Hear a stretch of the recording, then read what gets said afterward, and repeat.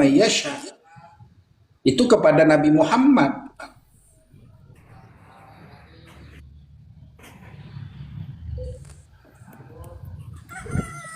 Betul, betul. Untuk masalah kaifasi, nah ini tasarruf tak aman ini tusarrifu kaifasi tak ini, Nabi kan juga pernah ketika di Taif, ketika dilempari apa itu batu oleh orang-orang Taif itu, lalu malaikat Jibril itu akan menawarkan untuk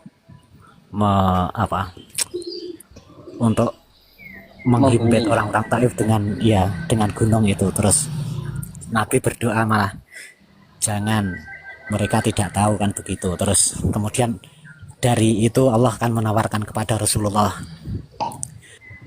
karena kecintaanmu kepada umatmu, lau syi'ta la ja'altu amra ummatika ilaika, kalau karena cintamu dan begitu besarnya harapanmu kepada kaummu, kalau kamu ingin Muhammad, aku menyerahkan urusan umatmu kepadamu. Terus dari itu Nabi, dari kecerdasan nubuahnya, beliau juga menolak. Anta arhamu bihim minni ya Rabb, engkau lebih cinta kepada mereka daripada aku, kan begitu. Jadi ini kok kayaknya memang mustahil. Nabi saja menolak diberi tasarruf untuk urusan umat itu diberikan kepada beliau. Akhirnya Allah juga berfirman menyatakan kepada beliau bahwa aku tidak akan mengecewakanmu Muhammad dalam urusan umatmu itu.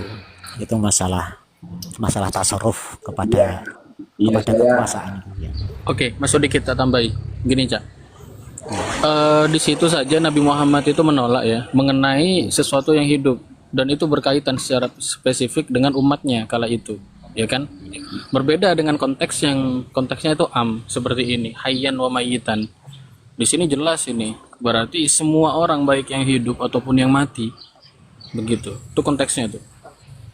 Nah ini berarti melebihi Nabi ini, melebihi Rasul ini, kayak gitu loh. Bahkan Nabi sendiri tidak bisa menyelamatkan keluarganya yang mereka itu tidak Allah berikan hidayah.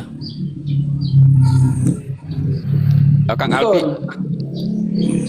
nambah dikit. Saya ingin bertanya dengan Kang Habib Lay. Izin ya Anjas. Habib Lay, menurut Habib Lay, konteks kitab ini Habib Abu Bakar bin Salim ini, menurut Habib Lay, apakah dia ini Tuhan atau menyerupai Tuhan sehingga Allah memberikan kekuasaan penuh kepada Habib Abu Bakar bin Salim ini, kekuasaan terhadap alam semesta ini. Kembali menurut Habib Lay, apakah Habib Abu Bakar bin Salim ini Allah atau menyerupai Allah? Mohon dijawab sesuai dengan konteks surat Al-Ikhlas. Ya, terima kasih. Mohon maaf sebelumnya kalau host mungkin sudah tahu saya bukan Habib. Pecinta. Saya juga pecinta ulama NKRI seluruhnya gitu. Saya bukan Habib. Kalau memahami dalam segi ini, Bang, kita kan sering belajar seperti bagaimana seorang hamba mencapai tingkat fana seperti Al-Halaj. Al-Halaj dihukum loh. Al-Halaj dibunuh. Iya benar. Gara-gara mengaku dirinya Al-Halaj dihukum. Bentar, Habib Lay. Jadi gini, saya minta Bang Laskar, Al-Halaj dihukum loh. Dalam sejarah kitabnya dihukum dia. Mengaku Iya Allah. betul dia dihukum dalam Habib Lay, saya minta dalam konteks firman Allah dalam surat Al-Ikhlas, walam yakul lahu kufuwan ahad. Itu aja tolong dibahas korelasinya dengan kitab yang disampaikan oleh Anjas ini terkait dengan kekuasaan Abu Bakar bin Salim. Dalam artian setiap seorang hamba yang diangkat oleh Allah derajatnya yang angkat derajat sebagai wali-walinya Allah, mereka bukan Tuhan. Tidak ada mereka mengaku Tuhan. Al-Halad juga begitu, dia tidak Enggak, yang saya tanya itu dalam konteks walam yakullahu kufuwan ahad. Menurut Habib Lay, Abu Bakar bin Salim ini yang menyamai atau memang dia Allah? Gitu aja. Mohon maaf, saya bukan Habib, nanti kena fitnah lagi. Mohon maaf, saya cuma belajar. Saya bukan Habib. Izin, Pak Le, ada di kitab mereka itu yang mengaku Tuhan, Bang Le. Ada. Iya. Iya. Bukan berarti begini, dalam artiannya begini. Kita kan sering mengkaji kan, sering belajar kitab-kitab tasawuf kan. Seorang dalam keadaan fana begitu kan. Alamnya alam fana begitu. Kan kita semua belajar, kita pernah mendengar, minimal sudah pernah mendengar kan begitu. Apa fana itu? Nah, mungkin ya, ini bagi yang sudah pernah mendengar, yang pernah belajar. Jadi menurut saya fana itu apa? sama seperti mereka bilang begini, Syekh Abu Bakar bin Salim bisa memadamkan api neraka. Kalau saya tidak heran, kita aja sendiri bisa kok memadamkan api neraka itu dengan sedekahnya kita. Nggak usah kemana-mana dulu. Pertanyaan saya, Kan, menurut saya itu cara kan memahami. Allah Sebentar. Ini mengerucut ini. Dia kena kemakan omongannya sendiri. Kita bisa memadamkan api neraka. Sejak kapan Anda bisa memadamkan api neraka? Berdasarkan ayat Al-Quran, apabila kita banyak sedekah, Allah akan meredam kemurkaan Allah. Meredam kemurkaan Allah itu. Begini Bang Le, Anda ini kalau tidak tahu tafsir, jangan menafsiri Al-Quran dengan akalmu sendiri. Betul. Itu Anda akan memesan api bejana di neraka. Anda lihat tuh tafsirannya apa. Jangan disamakan dengan konteks Abu Bakar bin Salim. Kalaulah saya tidak malu, ku matikan api neraka itu. Enggak, Bib Lay ini udah pernah baca kitab-kitab Ini khurafat-nya ada karangan Banimu itu belum sih, Bib? Ini Sudah ada pernah baca belum? redaksi Begini, Mulki jangankan Mulkukar mereka ya. orang-orang yang soleh. Saya sendiri orang yang masih awam, masih lemah, masih rendah, begitu kan. Tapi bisa meredamkan kemurkaan Orang Allah. soleh itu tidak bertentangan dengan syariat.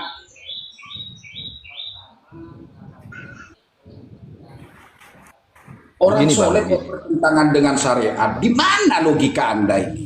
Begini bang, kita ini berbuat baik misalnya bang, masih ada hamba-hambanya Allah yang di jalan yang lurus bang, Allah kan meredam murkanya bang. Ya Allah yang meredam murkanya, bukan Habib yang mematikan api neraka, memadamkan api neraka. karena Paham nggak, perbuatan Lay? kita yang soleh, perbuatan kita yang baik, misalnya kita Iya, tapi selalu kan membantu. Allah yang memadamkan, Beb. Ya, Aduh, semuanya makanya kalau baca memang makom itu makom lah, jangan magom, Iya, garomah. atas seizin Allah bang, atas seizin Allah semuanya bang, atas seizin Allah semuanya bang. Oh, berarti Siapapun kau belum baca itu kitab-kitab Banimu ya. Baca ulanglah, belajar sama Ya Anjas. Atas seizin Allah itu pun ada sababiannya. Ketika Rasulullah membelah bulan, itu minta izin sama Allah. Tetapi Ya, atas izin Allah semua. diturunkan dalam ayat Quran, innaka la tahdi man ahbabtah walakinnallaha yahdi man yasha. Ini kok gak paham-paham sih? Tidak ada seorang wali yang keluar syariat. La ra'aita rajulan yamshuna fil ma' wa yatiru fawqal hawa wa la yaf'al bisyari'ah fa huwa syaiton. Ketika Anda melihat seseorang bisa berjalan di atas air, terbang di atas udara, tetapi tidak mengamalkan syariat, itu bukan wali, tapi setan. Benar, itu istidrat Bang. Benar itu. Siapapun dia, kalau tidak menjalankan syariat, istidrat. Ya kayak, Oke. kayak Wali Sehan itu ya, Habib sebentar, Sehan. Oscar. Saya kejar. Istidrat. Terus meremas susu istidrat ya? Kenapa Bang? Meremas susu itu istidrat.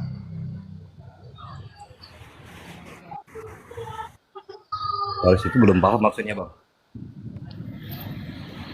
Anda bilang tadi orang soleh. Ya. Maka saya katakan karomah memeras susu itu adalah karomah yang dikerjakan oleh orang soleh apa enggak? Udah kita lihat tingkah lakunya dulu lah Bang. Tingkah Kalau lakunya ada kita perhatian begitu dia bagaimana. Kalau memang itu keluar dari syariat dan itu adalah tindak laku asusila dan maksiat, maka katakan dosa. Iya, Dilihat betul. tingkah lakunya, Betul. gitu loh. Satu perkara yang dihukumi dengan satu hukum. Lah tingkah lakunya udah jelas loh, Leng, meremas susu. Tingkah laku apa lagi yang mau dibaca? apalagi kok masih ngotot orang soleh, masih ngotot seorang wali. Wah, itu Apakah nggak meremas bisa. susu perempuan itu dianggap sebuah tindakan orang soleh menurut Habib Leng? Husnuzon itu bagus. Husnuzon itu bagus. Tapi logis itu lebih baik. Orangnya Bang. Dalam hal dia apa dia situ Bang? Dalam keadaan apa dia situ Bang?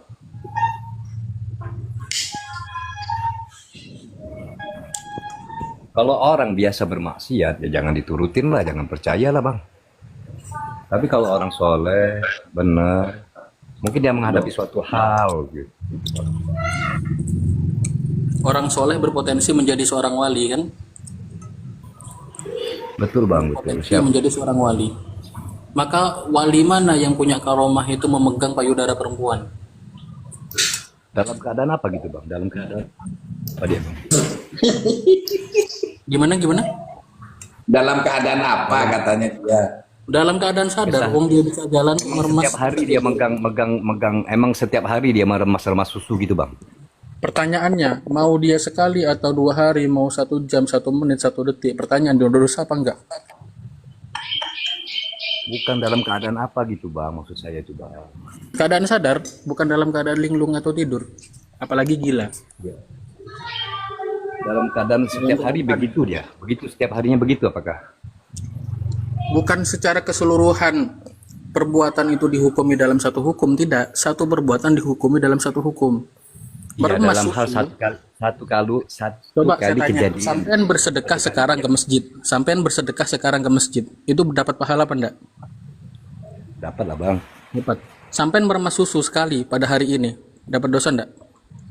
dosa lah Bang. Ya udah, selesai. Mau setelah itu 2 hari kemudian sampai setahun kemudian 1 abad kemudian misalkan dia mau bersedekah terus, ya terserah dia, itu benar.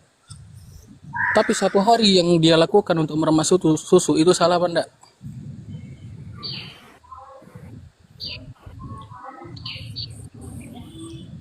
Gimana? Salah kan? Di dalam cerita itu gimana Bang? Dalam ceritanya gimana Bang? Salah apa enggak? Kok masih dalam cerita?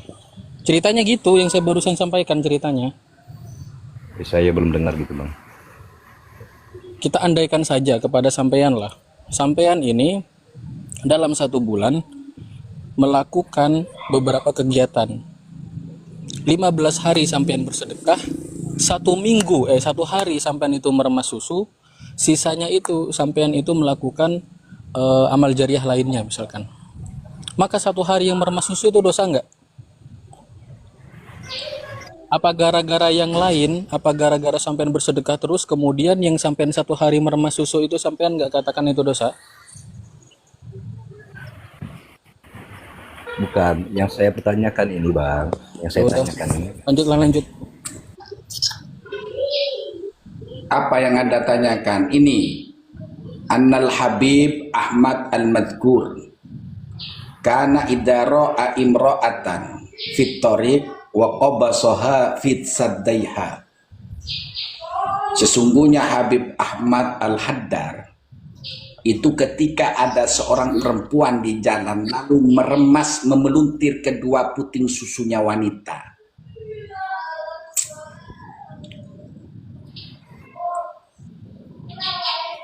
Itu bukan saddai, itu sadyiha. Sadyiha. Fatiha. Itu merujuk ke apa ya? Tombolnya itu loh, tombol yang bulat yang kecil. Nah itu. Puting. Ya itu. Gimana Li? Gimana Habib Li?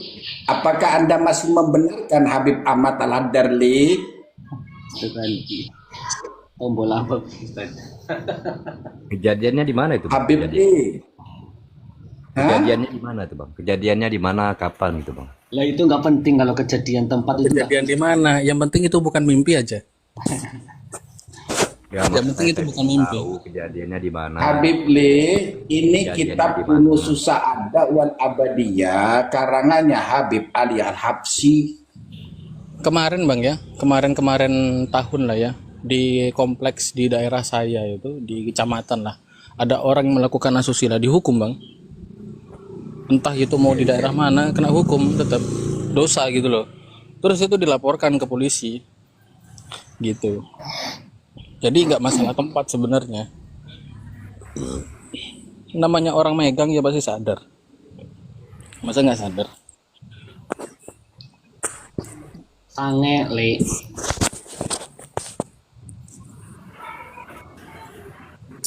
Gara-gara oh dia melakukan asusila di RT sini, oh nggak apa-apa. Oh dia melakukan asusila di kecamatan sana, oh nggak apa-apa. Oh dia melakukan asusila di desa ini, oh harus dihukum. Bukan karena tempat, tapi karena perbuatan. Misalkan ada orang kok yang melakukan itu, misalkan di daerah Masjidil Haram misalkan, di haram sekalipun, dia tetap dihukum. Mau itu tempatnya yang mulia, kan perbuatan yang jelek.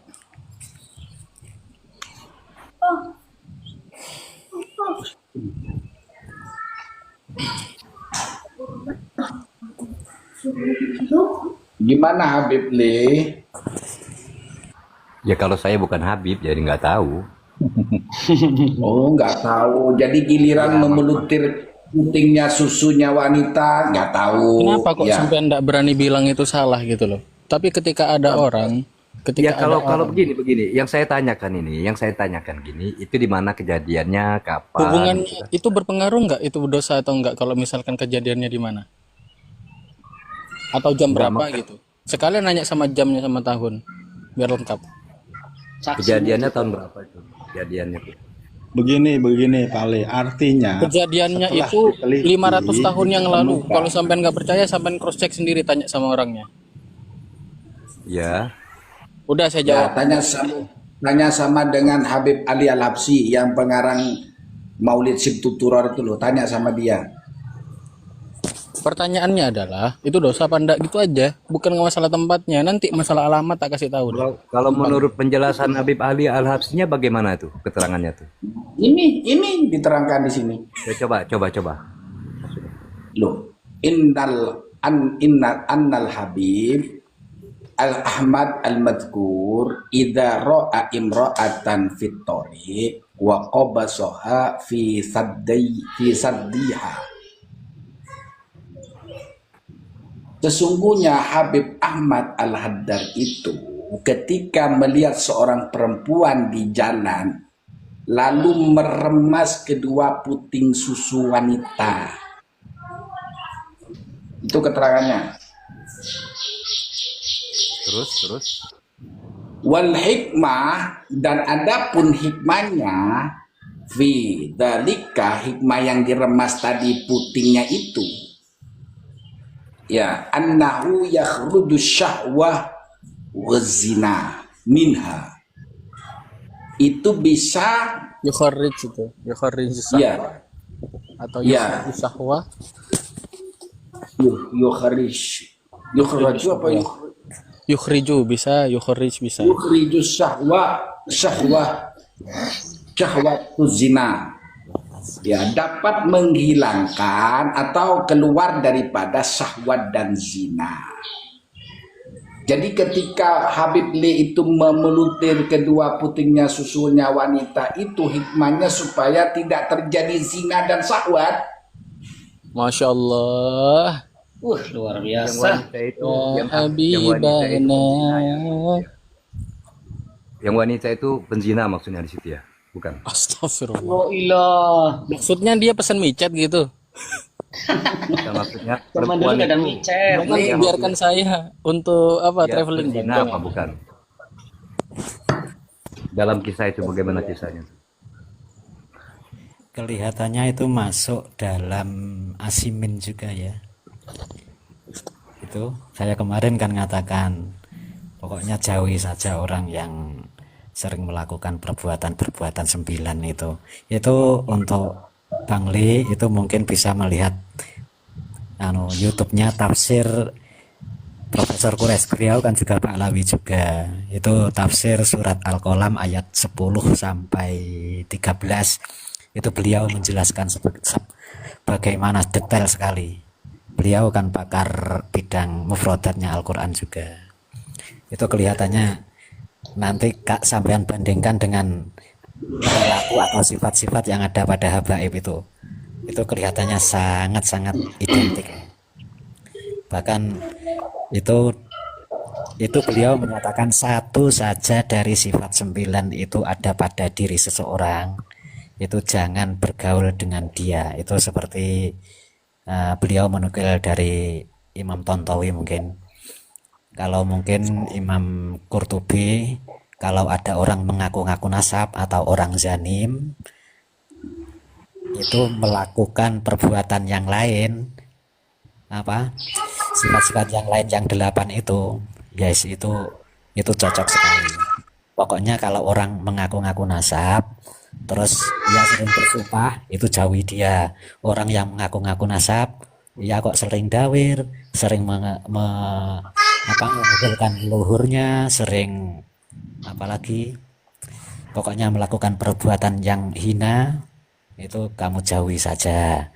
Atau orang yang mengaku-ngaku nasab kok sering berjalan kaki sambil memprovokasi, kan Masyain bin Namim itu identik sekali dengan berjalan kaki, yang artinya secara lugat atau secara mufradat itu adalah berjalan kaki sambil memprovokasi, dan ia sering melakukannya, maka jangan dekati dia. Itu petunjuk dari Profesor Quraisy itu begitu. Itu mufasir yang lain juga menyatakan seperti itu loh. Mungkin kalau Imam Ghazali, kalau ada orang yang sering berjalan kaki sambil provokasi, itu adalah menunjukkan bahwa ia adalah anak haram. Profesor Quraisy juga mengatakan begitu toh, itu adalah anak haram. Itu detail sekali beliau menjelaskan. Gus Bahak juga ketika menceritakan tentang Walid bin Mughirah itu hanya mengisyaratkan saja, tetapi tidak mengambil hukum seperti itu. Tetapi kalau ijtihadnya tidak berijtihad seperti itu, tetapi kalau Profesor Quraisy itu sekaligus berijtihad. Tapi kalau Imam Tobari kan hanya menceritakan riwayat-riwayat saja. Itu secara pribadi ya, kalau saya itu melihat bahwa dari kelakuan-kelakuan atau sifat-sifat mereka itu memang menunjukkan sangat identik dengan tafsir surat Al-Qalam ayat 10 sampai 13 tersebut, sehingga saya sendiri secara pribadi meyakini bahwa para habaib ini adalah kumpulan anak zina. Itu mulai dari yang di Oman itu, siapa itu, Sohib Mirbat. Itu padahal Sohib Mirbat itu bukan Muhammad bin Ali Pahlawi, tetapi Muhammad siapa itu, bukan Ali Pahlawi kan, tetapi Muhammad Al-Manjali kan, yang aslinya Sohib Mirbat itu. Dan sekarang terbukti keturunannya memalsukan kuburan, terus memalsukan apa pendiri-pendiri apa kalau kita katakan di Jawa itu cikal bakal Muslim di daerah tersebut seperti Haul Solo, Haul Gresik, Haul Surabaya, Haul Malang. Itu padahal cikal bakalnya yang berada di situ kan bukan Baklawi tetapi rata-rata kan para yang lain dari ya itu kelihatan mereka memalsukan itu adalah sejak dari dulu juga pakai mukodam itu kan setelah